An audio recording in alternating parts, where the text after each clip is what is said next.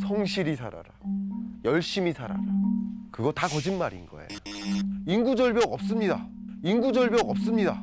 인구 절벽 없습니다. 1인, 2인, 3인 가구는 늘어요. 경기도를 중심으로 한 소형주택의 경우에는 꾸준히 수요는 뒷받침되겠구나 하는 생각을 들어요.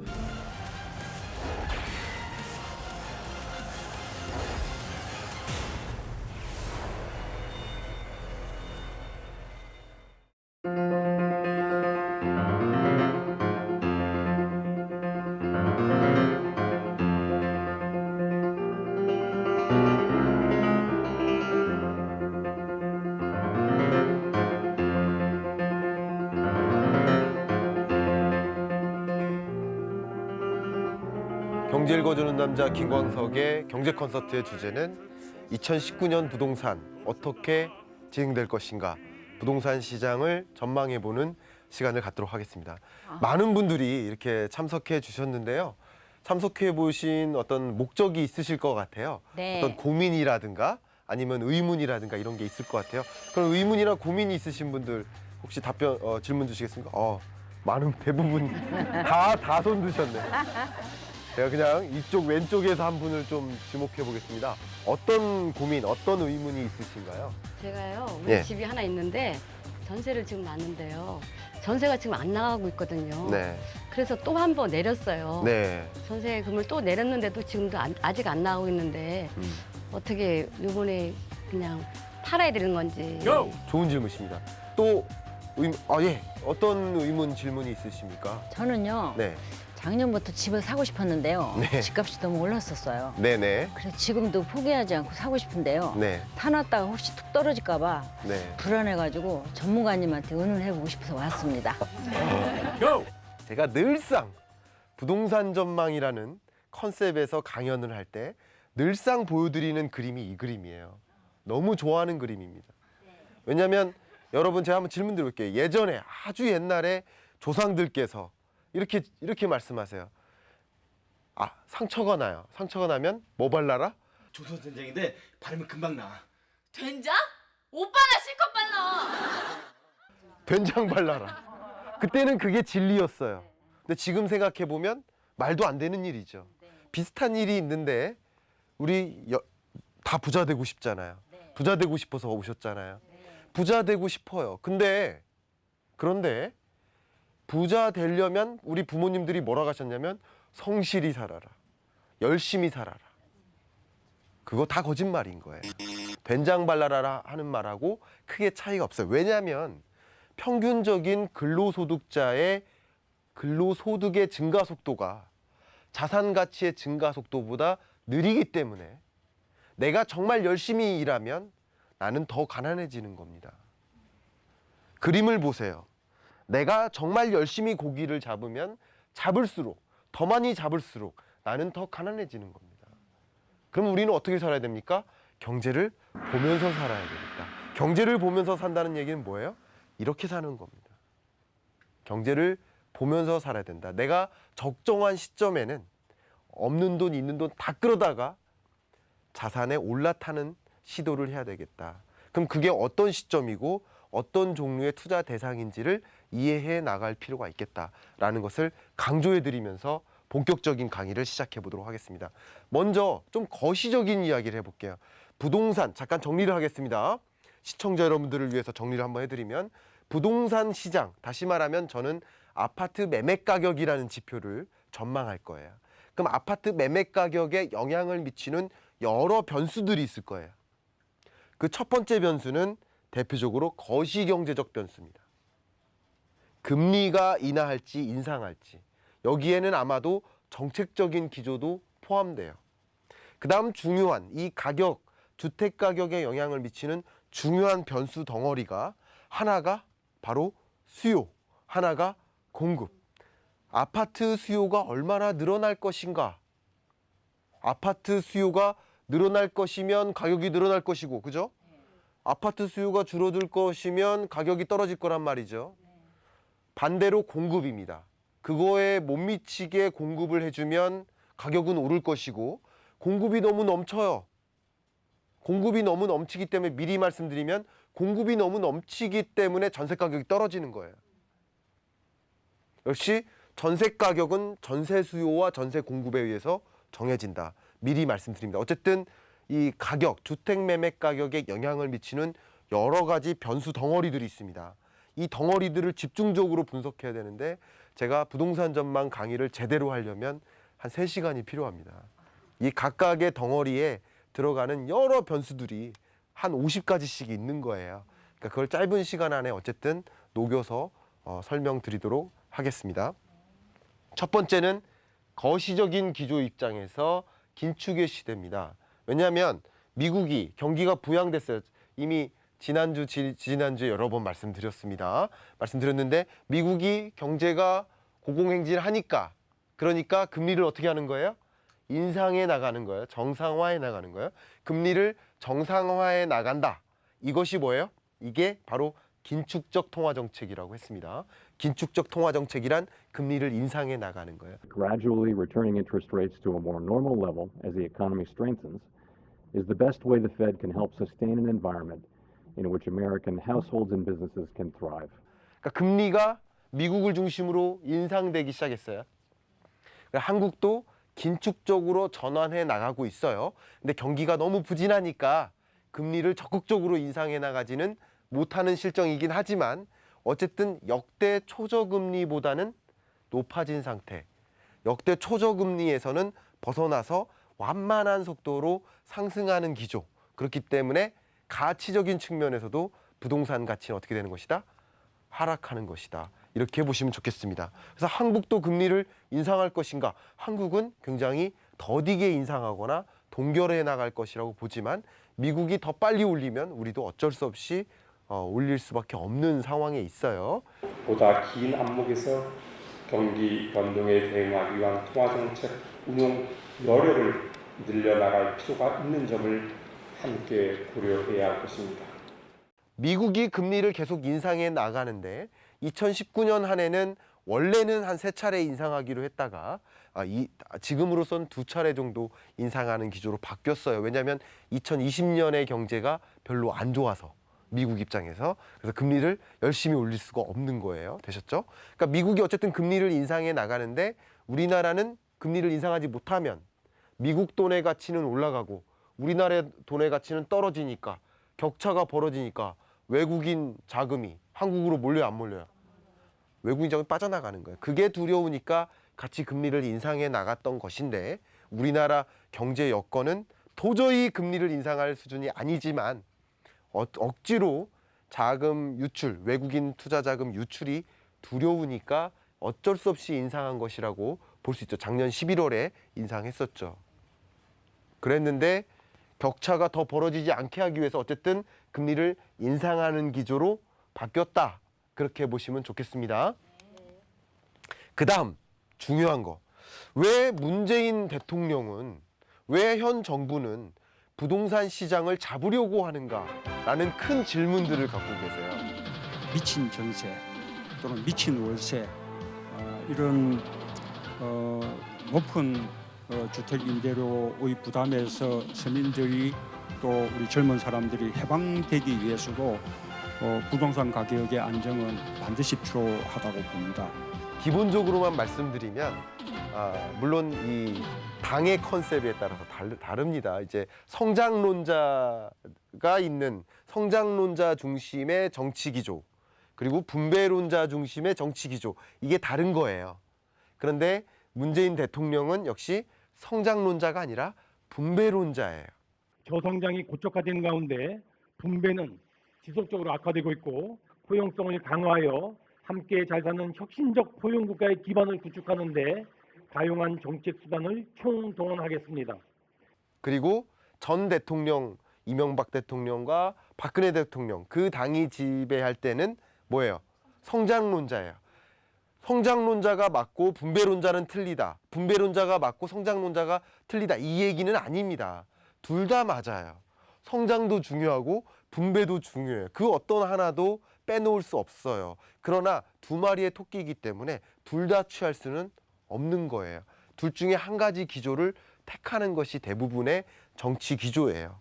이해 가시죠? 근데 문재인 대통령의 기조는 박근혜 대통령의 기조와 다른 게 뭐냐면 박근혜 대통령은 어쨌든 부동산 거래가 활발히 이루어지게 해서 경기가 잘 돌아갈 수 있도록 하는 거예요. 그게 이제 어렵게 말씀드리면 건설 시장의 이 전방 효과, 후방 효과 하는데 또 깊게 들어가니까 그건 빼겠습니다. 어쨌든 경제에 긍정적인 효과를 줘요. 왜냐하면 거래가 많이 이루어지면 여러분 거래하면 쉽게 말해서 이런 말도 합니다.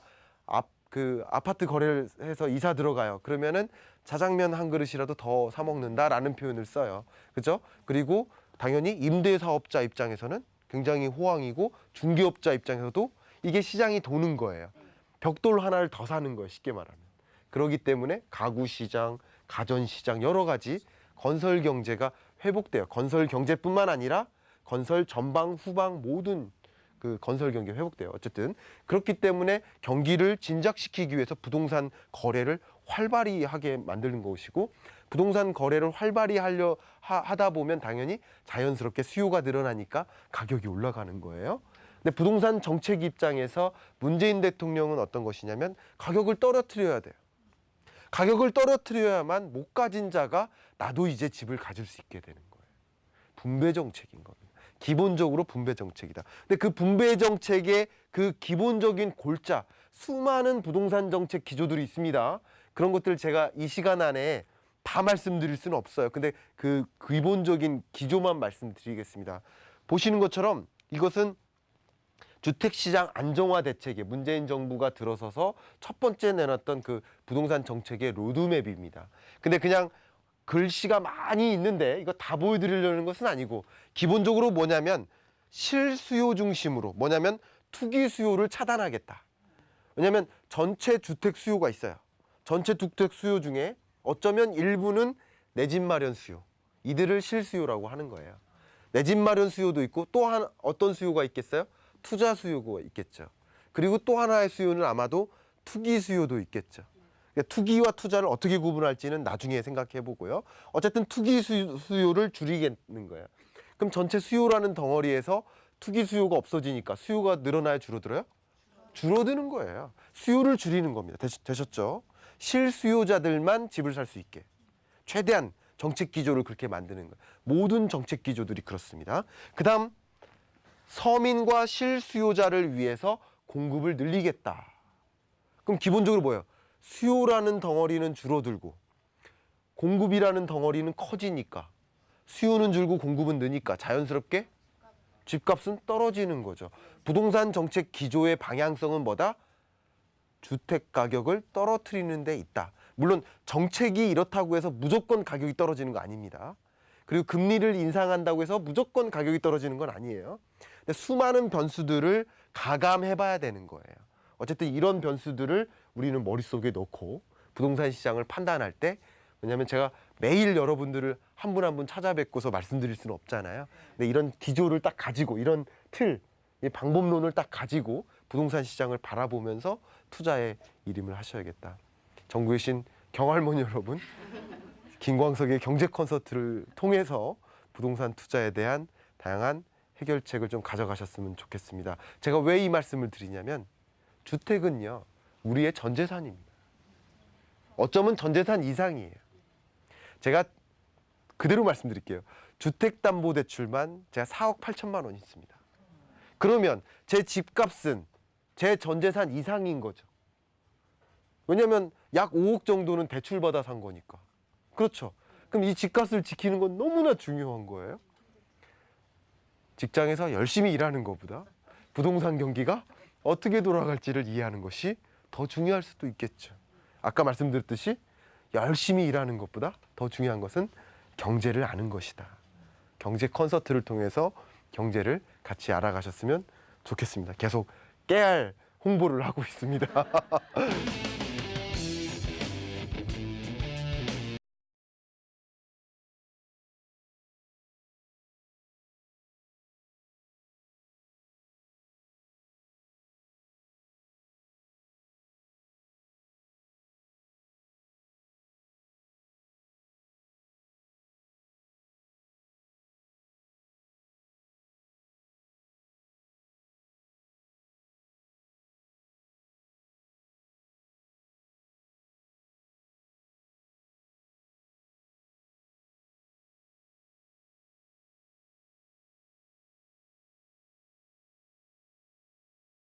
구조적인 측면을 볼게요.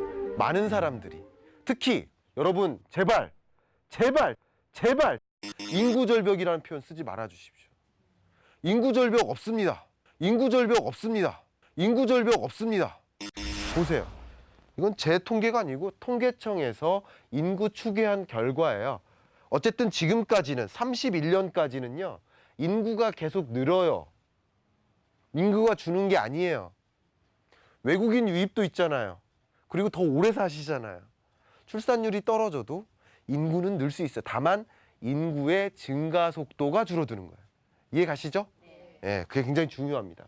어쨌든 이 통계청의 장래 인구 추계 결과로서는 인구는 2032년부터 줄어들어요. 물론 한 5년 후에 다시 인구 추계를 할 텐데 그때 또 달라질 수도 있어요. 왜냐하면 인구가 줄어들기 시작하면 또 적극적으로 인구를 늘리기 위한 정책들을 가지고 와요. 자, 다음 인구절벽. 인구절벽 있을까요? 인구절벽은 없다라는 말씀을 드리고 특히 서울특별시에 있는 인구는 줄기 시작하는데 대부분 제가 보기에는 경기도로 편입되는 모습. 그럼 이런 관점에서 수요가 어디로 집중된다? 경기권으로 좀 집중되는 것으로 보여집니다. 이런 물론 요 정보로만 보면 그렇습니다. 근데 제가 정말 중요한 말씀 드려보면 집을 인구가 산다? 인구절벽이니까 집값 떨어진다. 이런 말도 거짓말이지만 집은 인구가 사는 게 아닙니다. 집은 누가 사요? 가구가 사요. 가구가. 나 혼자 산다 많이 보시죠. 이거 다른 프로그램이라서 얘기하면 안 되나요? 아마 잘릴 겁니다. 어쨌든 인구가 줄지라도 인구는 줄지 않았어요. 그죠? 그런데 인구가 줄지라도 가구 수는 늘 수 있어요. 왜냐하면 1, 2인 가구가 늘기 때문에 1인, 2인, 3인 가구는 늘어요. 보시는 것처럼. 근데 3인 이상 가구는 줄어요. 이해 가시죠? 3인도 4인, 5인, 6인 다 구분할 수 있는데 3인 가구까지는 늘어요. 그래서 전체 가구 수는 어떻게 되는 거예요? 꾸준히 늘어요. 2045년까지 계속 늘어요. 가구 수는 는다고요. 그러면 아마도 1인 가구 중심, 2인 가구 중심의 주택 수요는 계속 늘겠구나. 어쩌면 지금까지 결과로만 보면 경기도를 중심으로 한 소형주택의 경우에는 꾸준히 수요는 뒷받침되겠구나 하는 생각을 들어요. 그러니까 여러 가지 플러스 마이너스 요인들이 많이 있는 거예요. 물론 이들이 집 살 여력이 있는지는 또 심층적으로 분석이 들어가야 됩니다만 시간 관계상 이 정도로만 여기선 이야기를 하겠습니다. 그 다음 중요한 게 공급층 요인입니다. 공급층 요인. 공급은 늘까? 공급은 줄까? 굉장히 중요한 이야기인데 2017년까지만 해도 세입자 여러분들이 전셋집 찾기가 하늘의 별 따기였습니다. 다 동의하십니까? 전셋집 찾기가 힘들어요. 왜냐하면 전세 공급이 부족했기 때문에 전세 수요는 많았는데 2017년까지 그랬어요.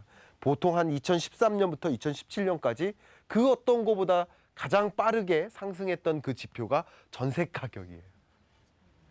전세 세입자가 힘들었어요. 그런데 중요한 게 뭐냐면 전세 수급 지수입니다. 이거는 전세 공급이 많을까 수요가 많을까를 보여주는 지표인데 2017년 정도, 16년 정도까지는 전세 수요가 많았어요. 그래서 계속 올라가요. 근데 이 값이 떨어진다는 이야기는 전세 수요가 부족해지고 전세 공급이 많아지는 거예요. 무슨 말이냐? 2013년부터 2017년까지 부동산 경기가 화랑인 기간 동안 건설사들이 이게 마지막 기회다 하고서 엄청나게 주택 공급을 늘렸습니다. 여러분 체감적으로도 분양 물건이 많았죠. 예, 그 분양 물건이 다 미분양 없이 다 해소됐어요. 다 해소됐는데 해소된 물량을 구분해 보면 여러분 재밌습니다. 해소가 다 됐으니까 미분양이 없는 거예요. 근데 그 구분을 해보면 반 정도는 누가 샀느냐? 내 집 마련 수요인 거예요. 세입자가 내 집 마련 수요로 이동했어요. 그 다음 나머지 반은 누구냐면은 투자 수요예요. 주로 갭 투자자라는 표현을 많이 쓰죠. 전세 끼고 산 거예요. 그럼 여기까지 결과를 보면 세입자가 어떻게 된 거예요? 줄어들었어요. 내 집 마련에 성공하면서. 그리고 전세 공급은 어떻게 됐어요? 늘었어요. 왜요? 갭 투자자들이 늘면서. 그죠? 전세 공급이 늘은 거예요. 그러면 전세 가격에 영향을 주는 전세 공급과 수요 측면에서 전세 가격이 어떻게 될까요? 조정되겠죠. 전세 가격이. 세입자 찾기가 하늘의 별 따기인 거예요. 서울과 수도권 아파트 전셋값이 12주 연속 떨어진 것으로 나타났습니다. 그런데 이 새 아파트의 전세 물량이 벌써부터 넘쳐나고 있다고 하는데요. 지금은 세입자 찾기가 어려워지는 시점. 그래서 전세 매매 비율이라는 지표가 떨어지기 시작합니다. 이게 뭐냐면 집 가격 상승 속도보다 전세 가격 상승 속도가 더 느린 거예요. 이해 가시죠? 이제 바뀐 거예요. 이제 우리는 전세난에서 어떤 난? 역전세난으로 전환된 삶을 살고요. 정말 중요한 것을 미리 말씀드리면 전세 거주자가 많은 지역, 전세 점유 비중이 높은 지역의 경우에는 버티다 못해서 아까 질문 주셨던 것과 관련된 이야기인데 버티지 못해서 전세 가격을 낮춰요. 전세 만기가 돌아요. 세입자가 나간대요. 그럼 돈 돌려주려면 다음 세입자를 찾아야 되잖아요. 세입자가 안 나타나요. 전세 가격을 낮춰요. 그럼 나머지를 뭘로 메꿔요? 빚으로 메꿔요. 왜냐면 돈이 없으니까 전세 내놓은 거예요. 원래부터. 근데 그 이자 부담이 어떻게 되고 있어요? 늘고 있잖아요. 그러니까 어떻게 돼요? 동시에 팔기도 합니다. 그러니까 세입자도 찾지만 동시에 살 사람도 찾는 거예요, 집을. 그러니까 급매가 발생하는 거예요. 여러분 자신 있게 말씀드리지만 내가 살고 있는 집을 급매로 내놓는 것은 거의 없어요. 그럼 어디서 급매가 있느냐? 갭 투자자가 급매로 있는 거예요. 도저히 못 버티니까. 이해 가시죠? 그래서 전세 점유 비중이 높은 지역을 중심으로 어떻게 됩니까? 가격이 하락되고요. 그리고 자가 점유 비중이 높은 지역을 중심으로 가격이 유지되거나 완만한 하락이다. 이런 여러 가지를 지금 총정리를 하겠습니다. 이제 시간이 다 됐으니까 말씀드리면 아파트 매매에 있어서 거시적인 변수, 정책적인 변수들은 부정적으로 작용한다. 물론 미래의 장기적인 수요는 뒷받침될 것이다. 그런 관점에서 2019년, 20년 동안의 저점을 우리가 찾을 필요가 있겠다라는 것을 말씀드리고요. 2019년 한 해는 부동산을 구매하기 좋은 여건은 아닙니다. 매크로하게 말씀드리면 물론 어떤 특정 지역은 좋을 수도 있죠. 근데 여러분이 투자 의사 결정할 때 정말 중요한 거 한 가지는 전세 점유 비중이 높은지 자가 점유 비중이 높은지를 알아야 돼요. 그래서 여러분 주말에 제가 우스갯소리로 뭐라고 하냐면 주말에 어떤 취미를 가져라? 커피숍을 방문해라. 어떤 커피숍? 부동산 커피숍. 왜냐하면 중개사무소에 가면 커피 무료로 줘요. 그래서 체감을 하셔요. 여기가 전세 점유 비중이 많은지 아닌지 자가 점유 비중이 높은지 전세 매물이 많은지 거래가 활발하게 이루어지는지 이런 것을 체감하실 필요가 있다. 그리고 분양 시도는 끝까지 하셔라라는 말씀을 드립니다. 왜 이렇게 떨어지는 마당에 분양 시도를 해라? 왜냐하면 분양은요 입주 시점이 늦어요. 그렇죠? 그러니까 어쩌면 이 저점 구간을 벗어나서 입주하는 것이 되기 때문에 기회가 될 수 있겠다.